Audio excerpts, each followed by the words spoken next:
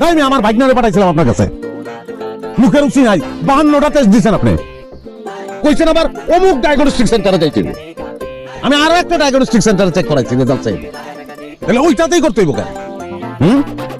ওষুধ কোম্পানি থেকে টাকা খাস না? হ্যাঁ, রোগীর গলা কাটা, হ্যাঁ, চতুর্মুখী ইনকামের একটা ব্যবস্থা করে নিচ্ছেন, এগুলি ঘুষ না? ঘুষ বলে দুনিয়ায় কিছু নাই। হ্যাঁ, দুনিয়া হচ্ছে টাকার লেনদেনের খেলা। ঘুষ ছাড়া বউ চুমা দেয় না, চুমা দিতে গিয়ে কামড় দিয়ে বলায় কয় সরি।